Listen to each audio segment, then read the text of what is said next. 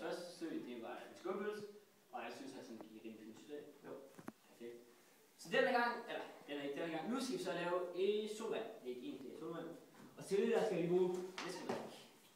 Og noget vi allerede har lavet.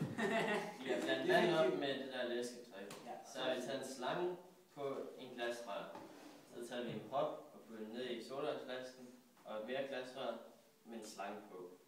Og glasrør her, og en prop her, som vi putter ned i en anden flaske. Og i den anden flaske, der har vi eddike, som er hernede. Det er eddike. Nå nej, det er det præcis. Det her det eddike. Det var bare en lille smule den her. Hvad skal vi ikke det? Så har vi noget bagpulver, som vi kan putte i sådan en kop. Og så skal vi lige have en trakt. Ja, det er en trakt. Den er meget flot. Ja. Så nu er vi skal lidt med bagpulver, tror jeg. Bagpulveret er... Vil du have meget solvand, Jens? Vil du have meget solvand? Vil du have meget solvand? Nej. Okay. Så har vi puttet bagpulver i. Ja, jo, vi har bagpulver ned i her. Så lige om lidt, der er det her nede i. Eller jeg har været ude nu.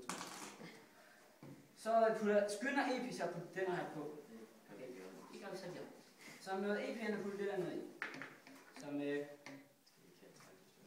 Nej, men vi skal skynde at fjerne, for jeg skal have prop på den. Ja, det kan jeg godt. Okay, vi skal ikke gøre det nu, det er ikke? Det er da ikke det, mand. Okay, så når Epien er puttet bagpulveret med eddike, så kommer der CO2 op, som så kommer hele vejen herned, og så ned, så kommer sådan en bobler. Så hvis Jens lige kunne ned for at optage det. Det vil han ikke. Okay, fint ikke. Ja, lidt mopset i det. Så vi skynder at fjerne linene. Okay. Vi har måske nogle småforløb her, men det har de fleste kokke. Og så, hvis der er epigivet, lige holde den her.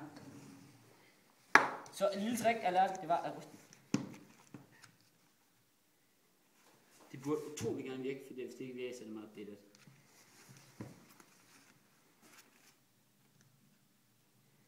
Nej.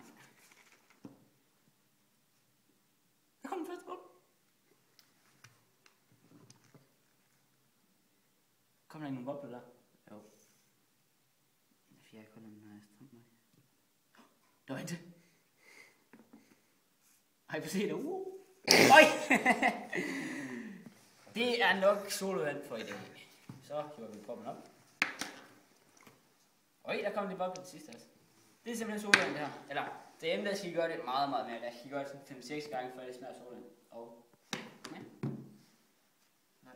Det smager sådan. Det kilder en æsme, der er så meget brus i. Nu smager Jens. Jens er gerne med. Skal jeg lige tage i kameraet? Nej. Nå, okay.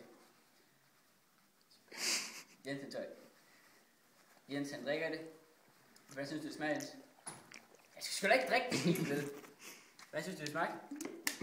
Det smagte overraskende godt. Det var så testotikket for i dag. Vi ses.